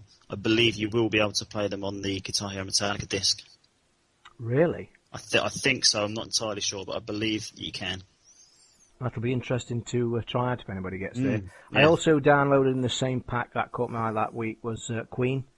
Made the mistake of buying the pack because there was one track on there called, I can't remember what it was now, I think it was called Sea Celebrity, which is a duet with a guy called Paul Rogers. If I'd have known, I'd have just bought the other two tracks, famous Queen tracks, Fat Bottom Girls and We Are the Champions, and I've got to say, awesome again, well worth it, guys. But you must go and get the James Bond theme. I highly recommend that. I don't do that very often because I know that people don't like spending money on there when it's coming out every week, but you must get that. Couple of quick things on the 360 to move on. Tried a few demos this week. Wheelman. Be interested in your thoughts. I'll just come back to that in a minute. Riddick, I played. Quite enjoyed that a lot. Said earlier I'm not an FPS man. That was nicely done. Very nicely. Looked like the effects for his eyes. The shooting system was good. The atmosphere was good. Was not a game I probably wouldn't have picked up before, but this falls into the great category I like to call a demo doing its job. It's made me play the demo. It's made me want to go and get a game that I would not have got before, which to me is a purpose of demos. When people bring demos out that are rubbish, I think, what are you doing? But anyway, Riddick, highly recommend trying that. Wheelman, have you played Wheelman demo first? I haven't, no. Well, I want you to try it as soon as you can. You asked me to play Monsters and What's It last night. Oh, yeah. I played that, gotta say. Played that demo, and and yeah, people are going to laugh, but I actually like these kind of stupid little things. 3 sections of a demo. The skating lady one, I don't know if you got that far. She was brilliant. I love that section. Are you talking about Ginormica? Yeah. Yeah, Ginormica is a girl on skates that's about 50 foot tall, and the mechanic of the skating I thought was brilliant. I really liked it, yeah. I loved the demo, that's why I asked you to. I've got to say, like, I think mentioned pre-show I was going to talk a bit, but time's getting short on us.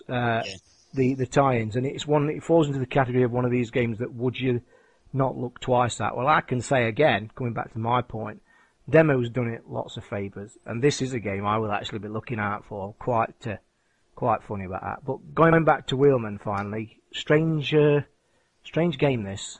Bit of a, can't really try and put it into context. Are they trying to be GTA 4-ish with that kind of gameplay? It's certainly different. What I didn't like, you was driving. You could press things like shoulder buttons and triggers to knock things out of the way in your car.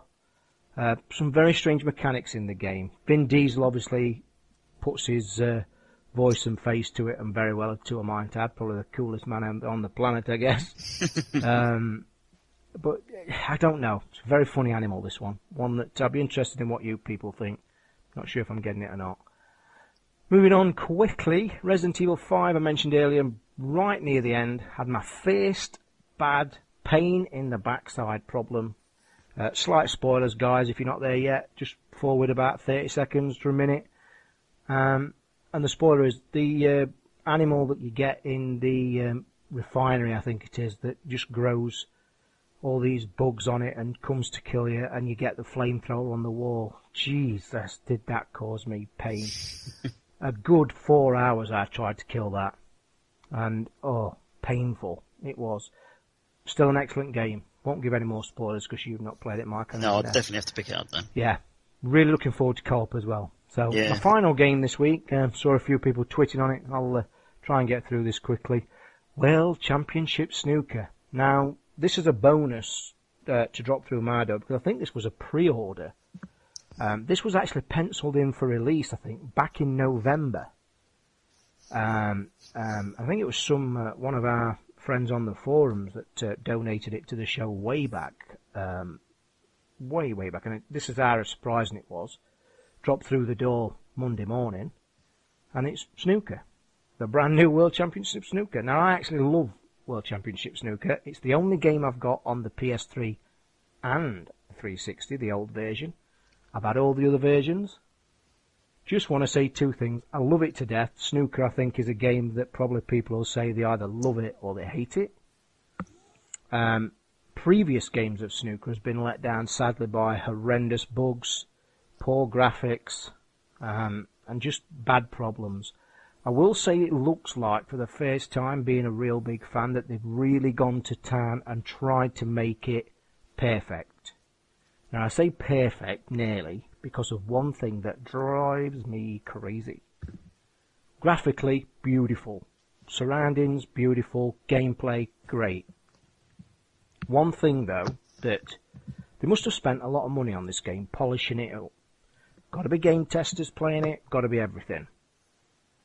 When you play the game, obviously snooker, you're potting balls into holes. You spend minutes lining shots up, you walk around the table now. It's got a great new mechanic where you can actually walk around the table to look at all angles before you press A and play your shot. Upon lining your shot up, at the point that you press A, that is when you are lined up to play your shot.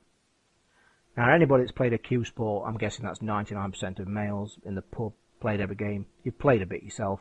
Yeah. When you put spin on the ball, you want backspin, you want topspin, you want side spin, la-di-da-di-da. The gripe of this game, and I think it might be me being really finicky, being a snooker player. I used to play on a league basis years back, Icebreak of 96. Drop that in, yeah. Yeah, I've got to drop that in. Icebreak of 96, cough. But I used to play 4 times a week, loved it to death. So I'm obviously a massive fan. But just one niggly thing to shut down this talk. When you get to the point of playing your shot, no matter what spin you put on it, bottom, side, top, left, whatever, upon the computer, the console taking the shot for you, the graphic is messed up so bad that it's got clipping through the white ball before it hits it, and it only hits the ball on the top of the white every single shot. Now, the reason I bring it up, if you see the game, it's so nicely polished, the whole thing is beautiful, and it gets right down to the, you know, the crux of it all, the shot, and it's just a mess. See, that's the sort of stuff you used to see 5 years ago. It's really bad and all that. It's really disappointing. I mean, I play it, and giving the game its fair dues, it's cracking. It honestly is great. I love it. Still trying to get that century break to get the achievement, but it's quite nice on the achievements as well. I've racked some up. A lot of things, what I will say, that will probably... it is time-consuming. Very, very time-consuming. So I can be sat like 2.5, 3 hours, and it just fly by. So it's a lot of time for very little gameplay. So that's me done, Mark. I've shortened it down, mate, so you can enjoy what you've been playing. So let us all know what kind of week gameplay you've had, mate. Okay, I've actually played quite a bit this week, but most of it is demos, and the actual games I have played, they're quite old. So I'll just kind of flip through it. I tried the Patapon 2 demo on the PSP, and I had to check to make sure that I didn't have Patapon 1 in the UMD Really? at the back. Yeah, it was almost identical to the first one. I think I've played it this. I think I might have played a bit of that this week. Yeah, I think I have. Yeah, it's good. Enjoyed it. Did you like it? Yeah, it was okay. But it was nothing different to what I'd tried on from what I'd played on the first one. But so I tried that one out. The next one I tried was the Resistance, the PSP game, The Resistance. Yeah. I was tempted with this as well. I just didn't like the controls. Your buttons on the right. You use your trigger buttons to shoot and what have you. Do you mean where the right stick should be? Where the right stick should be, there's nothing there. So what you use is your buttons there. Yeah. Use that for your aiming. I found it very difficult to get to grips with. Really, it's kind of obviously Obviously, you sound like you're a bit of a PSP fan. Then it sounds like you play it. Do you play your PSP a lot? Just changing the subject slightly. I do. I mean, I mainly play Patapon and one of the Grand Theft Autos on there. I do. I've not had it that long, to be honest. I've only had it for about maybe 6 weeks or so. Did you get far with the Patapon one? Did you finish it? I couldn't. I got stuck very early on in that game. Well, Patapon I've not had that long, so I've not hit any major barriers yet. Have you, one big tip if you've not had long, have you played the, what's it called? The roly-poly guy? Big fat yellow, orange and yellow round ball. Rocco? Have you played them? I haven't, no. You've got to go and get both of them games today. I've been keeping my eyes open for them. But... My 10-year-old finished it in 2 days. She wouldn't put that machine down. It is a brilliant game, clever little game, one I highly recommend. And I'm guessing Loco Roco 1 now you'd pick up for a right good price. Yeah, I think I saw it for £8 the other day, so I might... Yeah, get it, honestly. You will not be disappointed. Okay, moving on to the DS. I mean, all I've played on that is Brain Training and the new Super Mario Brothers, both of which are not very new games, but both of which I'm spending a lot of time on my wife's new DS. Do you like Mario? This is going to sound like blasphemy, but this is the first Mario game I've ever played. Oh, you are joke. You ought to be kicked off this show now and banned. Yeah. Oh, dear me, that is blasphemy. That's the worst blasphemy you've spoke all day. Really, the very first one, honestly. The first one I played, yeah. Oh, God, people will be falling over while listening to this. Oh, terrible. Yeah. I'm surprised you haven't kicked me off already. Call of Duty 4 didn't enjoy it. I've never played Mario before. Mate, I'll tell you something about gaming. This is why I never have a proper dig at anybody, and it's always tongue-in-cheek, and it's the same, and I'm always saying like this. Gaming is a thing, and without being rude, it's like opinions, isn't it? Everybody's got one, I never criticise anybody, and I'm the same with movies. When people give me a movie review, I take that with tongue-in-cheek as well. I mean, everybody's got an individual taste. And music, politics, gaming, and movies, and that to me is subjects there that you've got your own opinions to. Yeah, you listen to other people, but I just sit back and say, yeah, fair enough, that's what you think. I mean, if you like Kylie Minogue's your favourite pop star, great, good to you. You know what I mean? I mean, yeah, that's what, and I really do say that with gaming as well, because like you say, if you don't like Call of Duty 4, great, you might like something fantastic that others don't, but it is, mate, it's a very subject that, you know, you like what you like. You can't change that. Yeah, that's right. Yeah, I mean, so I've been enjoying Super Mario Brothers. In fact, going back to the wanting to buy a Wii, apparently the Super Mario Galaxy is very, very good as well, and that's something else that I was thinking about if I ever do decide to get one. I will just give you a tip there as well. That is the only game we rented before Christmas. I had it on my rental queue with Love Film. I'm sadly stopped my subscription. Rented that game. And I am so desperate to get that game back. It is a fantastic game, honestly. I am so disappointed we can't get hold of it. I've been looking for it in trade, and I'm guessing it's that is the reason I can't find it on my trade site, because it's that popular. It is a top quality game. Brilliant. Right, okay, moving on. 360. I've been playing quite a bit of Dead Space.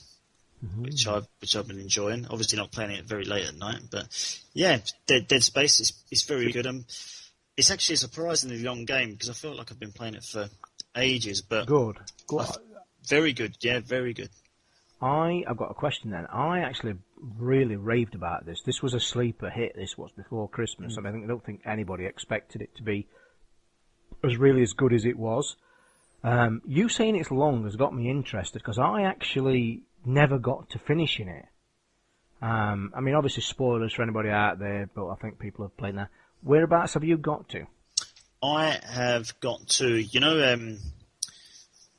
I think it's the 5th level when you start to get to the real big kind of, the real big monsters, the hunters or something like that, the ones we have to, they're all armor plated and you have to shoot them in the back. I'll tell you the one I will ask you, and you'll know this. This is where I put the game down and struggled. I got to like what I could only describe as a giant washing machine drum, the anti-gravity drum.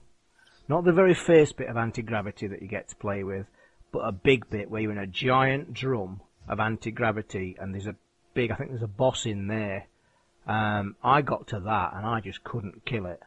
I haven't got to that bit yet. Yeah, well, there is. I'll tell you now, that could be a very big turning point for you, because I must say, disappointed me. Well, I never got past it, never went back to it, and I would like to have finished it, actually, because it was a classic game, really good.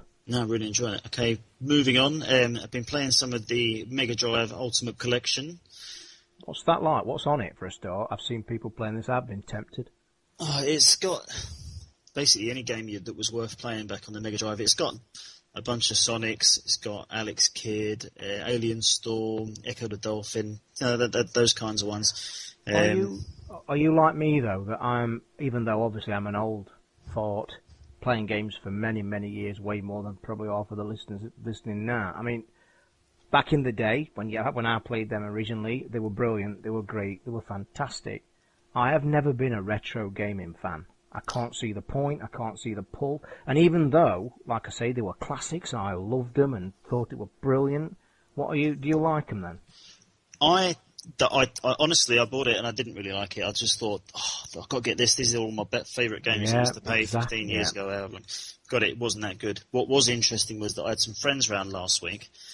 Yeah. I had a few of the game cases left out, and one of them, and again, these are the guys that own the Wiis. Yeah. Picked up the case and went, "Oh my god, I can't believe you've got it! Get it on quick! Like, let's start playing." So we put it on, and they were absolutely they were reeling off the old. I remember, this is coming up next, and from games from 15 years ago. They were really excited then, weren't they? Really excited by it. Because, of course, I was probably about 12 or 13 when the Mega Drive came out and was really popular.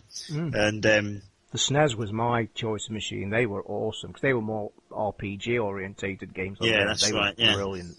That's right. But the Mega Drive ones, everyone my age, obviously 13, 14 years old, everyone was screaming at their parents to get them a Mega Drive, and if they didn't have one, they'd go around to someone else's house. But this is the last time they were really into those sort of games, so they came around and saw this, and they were really excited by it, to the point where I was going to trade it last week, but I'm not going to anymore, just because it's something for them to play like with. It. I mean, sadly, I think like you then, I just cannot, I think they look horrible. I'd rather remember them for what they are or what they were.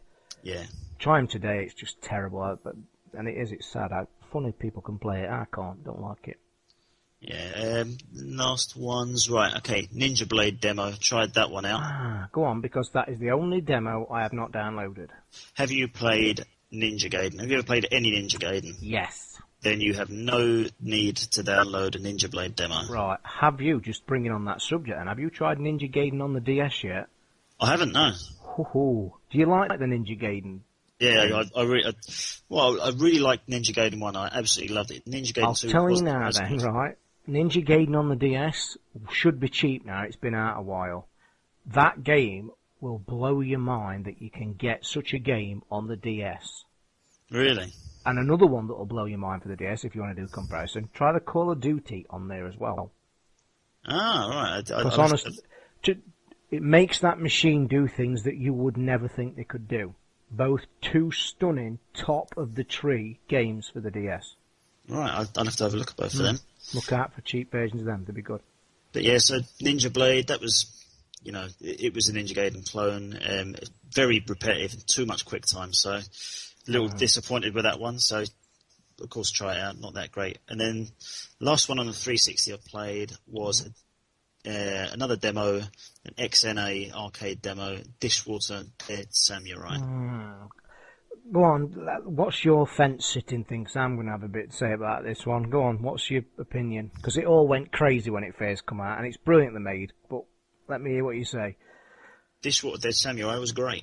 You liked it, did you? I did. I think it's one that someone has picked up on the XNA, and Microsoft have grabbed hold of it and said, right, let's put it on the Spotlight section and get people to play it. If you don't know the history, when the XNA hit last year, the Microsoft have been screaming this to the hills. It's supposedly you pick this up, you can, and the tagline is you too can make games in your bedroom. Well, I can tell you that I actually got that program, downloaded it, and tried it, and believe you me, you can't just make games in your bedroom. Let me just verify that here and now. The story of this game, if you didn't know, it was literally, though, contradicting it, One guy in his basement made this game. When they released the XNA, they released a test period just before Christmas last year. Remember that, when they released about 5 or 6 games? Yeah. This was part of that list that released and gave everybody a taste of what's to come. This took off massive, went crazy. People were screaming for it. So much so, I think the guy now has gone on to get a really good job. Because he was a young guy in a basement living with his mum, I think, if I'm not mistaken. But it's turned into a massive success story.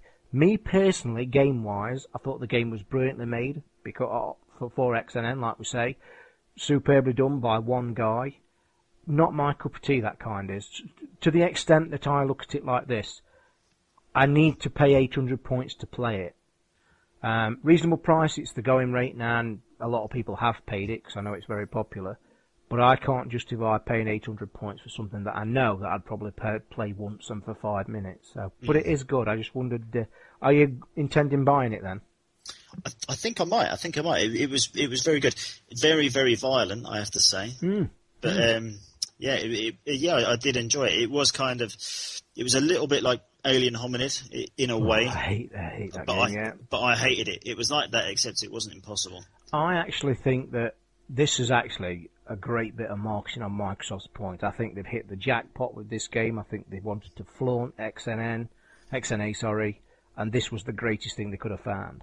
Yeah. Because for people to see this game made, manufactured, making the guy money, and being a pretty top-range game, I think shows what can be done if you put time into it.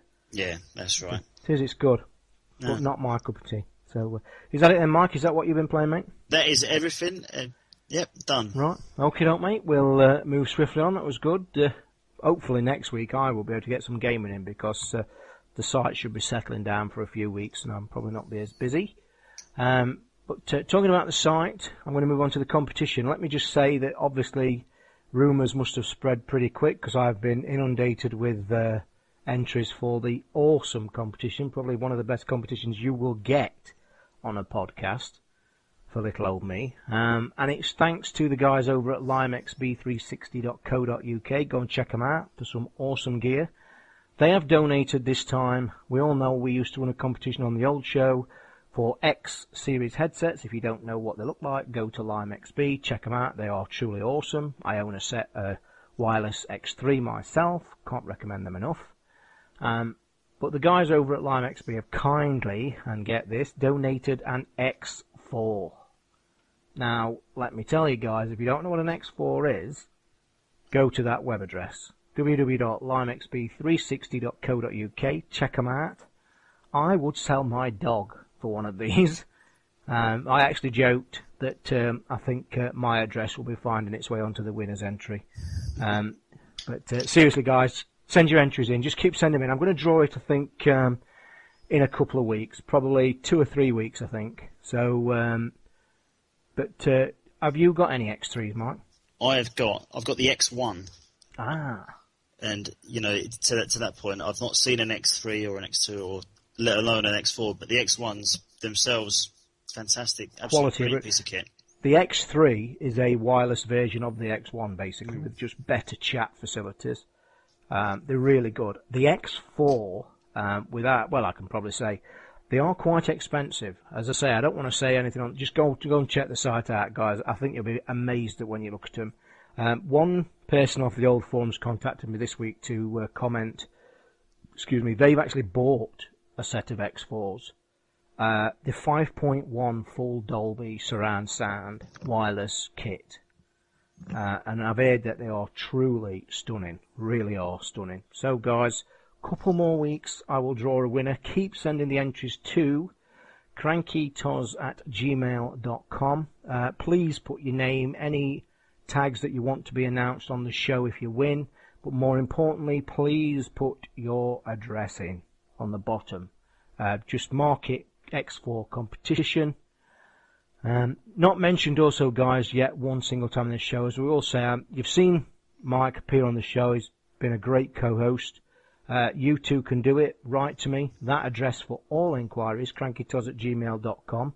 Thanks to a lot of people who have wrote in this week. They have given me some great ideas. I intend fully to get more people involved. And as I said, you are quite welcome to come on this show. Send me audio if you've got it, a small clip. Or you can actually send me just a written entry. I will speak to you. And as I said, Mike did it. He's here. He's been great. And you too can do it. And I really do want your input this time, guys.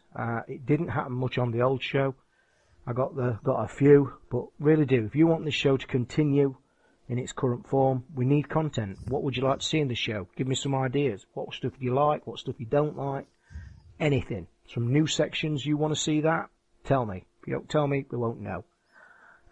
Just moving. Go on, Mike. Yeah. Just to add, certainly in terms of being invited on to record on that, all you guys have got to do is just ask the question. I mean, I sent Toz a 5-minute snippet, recorded of myself, just as a bit of a, is it okay? Can I come on? Blah, blah, blah. But yeah, all you got to do is ask. It's great. I'm really enjoying it. I think also might be a good point here, just to mention how easy it was to record the audio, because that is a question I actually get asked a lot. I haven't got this, I haven't got that. How do I do it? For all you guys out there, I can tell you now, Audacity. It's a free audio tool. I actually edit this show in Audacity. Providing you've got a microphone on your PC, you can record in Audacity. It's just a point of going to the site, downloading it, search for Audacity in Google, easy to find, and download it, and just use your microphone. Press record and tape a 2-minute sketch, send it in. That easy, really is. So, and if you do really struggle on getting any audio, I don't mind helping you. Just email me, as I say, crankytoz@gmail.com. Get some stuff in, guys. Let's get it moving forward. Just moving on then to close this show. I mean, usual section for the anything else to talk about this week and the closure. What I will say, bit of a little announcement coming up. Mike has actually helped me a bit this week as well. I also want to thank greatly on this show is Frack from the old forums. He has helped me immensely in the past 2 weeks and continues to do so. I just want to give him a real big thanks to Frack. But the announcement we're going to do this week, which is a good one, finally going to get some forums. I've been working my butt off this week for hours on end. What I will say, I'm going to open up, probably I will edit this show and get it out either Saturday or Sunday, obviously, when you're listening to it. I will say now, I'm going to try and get the forums up this weekend. We've actually just spotted, me and Mike, right before this show, a slight problem that needs fixing. But I will give the address out here. No, I'm not going to give the address out yet. Or shall I, Mike? Let me think. Yeah, no, bear with me. I am going to give the address out because I can put the edit out. The address you want to point your browsers to, guys, is www.crankygamersuk.forummotion.net, and that is forummotion.net, www.crankygamersuk.forummotion.net. I will put links up on the blog. Point your browsers to there. As I said, it should be up this weekend. What I do want to say, and that is quite simply, I'm going to run them for a few days as just a small beta test, see if everything runs fine. If you guys spot any bugs, spot any problems, please email me at the usual address, crankytoz@gmail.com. I do need to obviously iron out bugs. I also want to state that if bugs are found in the first week or so, I will close them down to try and sort them out. But hopefully, guys, I'm hoping, I really want to get these forums going. There are a lot of things that need to be said. I need to chat to the community that I helped build up, if not create, over the old show.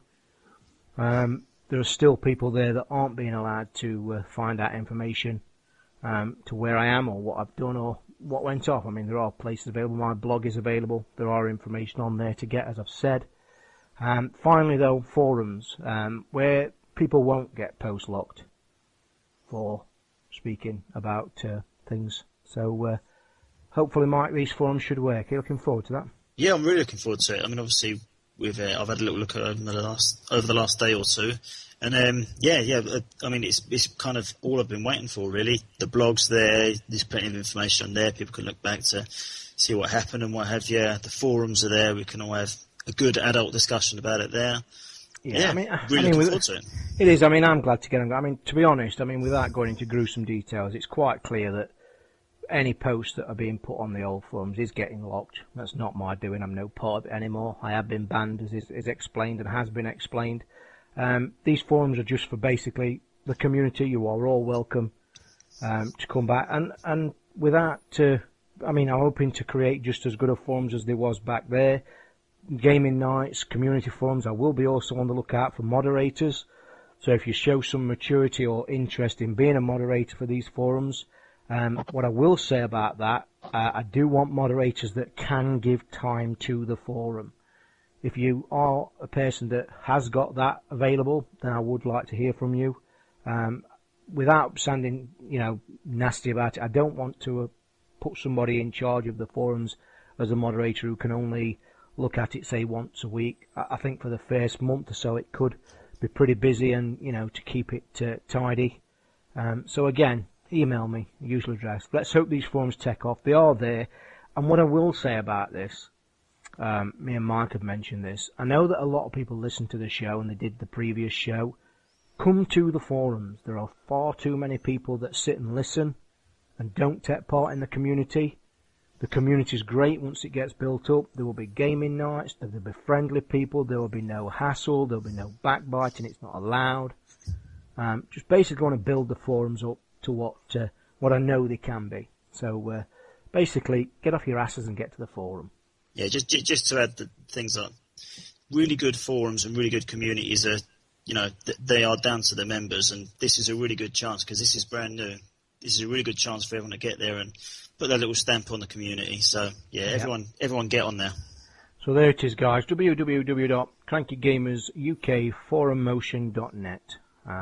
Hopefully it'll work quite well. So that's it. I'm going to now close down the show with shout-outs and a few bits. What I will say, obviously, a massive thank you to Mike Foyble here. Enjoyed it, mate. It's great that you've been the first forum member as such to come on the show. It's been good. You've handled it well, and I will gladly have you back again if you wish to do so. Excellent. Thank you very much. It's been really good. Really enjoyed it, and I just hope people like it. And obviously, some good feedback on the forums is what I'll be looking for, and yeah, hope to do it again, mate. Yep, you're quite welcome. I do hope as well that it will actually encourage more people to come on, to email me and get on. You are quite welcome, providing you're not a blubbering, blibbering idiot. Then I think we should. I'm game for anybody. You know about gaming, you know me. Honest, I'll have you on. It's good fun. That's what we're here for. Talk about things we like doing, and that's gaming. So. Just a big thanks to Mike. Also, again, big thanks to Frack, who has helped set the forums up. He was the guy that did the really cool video on the blog a few weeks back as well. Thanks for that as well. Just want to mention something to avoid more emails. I am aware that the iTunes home link does not go to the home page. I am currently waiting to hear back from the people to try and fix it. Hopefully it will be fixed this week. Hopefully. So I know that thanks for the people that emailed me. I am aware of it not going there, and I am trying to fix it. So, Mark, have you anything to close the show, mate? Any shout-outs, any plugs? Go away. Anything you want. Just want to give a little shout-out to the guys over at Ninja Fat Pigeons. I'm going to be recording. They've kindly invited me to be part of their podcast, which we're going to be recording probably in around about a week's time or so. But, just... a big shout out to guys over at Ninja Fat Pigeons, and looking forward to it. And everyone download that as well as this. You got to download this. We'll say as well about the show. Obviously, it's not getting spread about as much as the other one. Spread the word, guys. There are people still out there that don't know where I've gone to. Simple thing. I think I'm now searchable in iTunes. So if you just search Toz in iTunes, I think you will find my show and all the information. And also the main website, of course, www.crankygamersuk.net.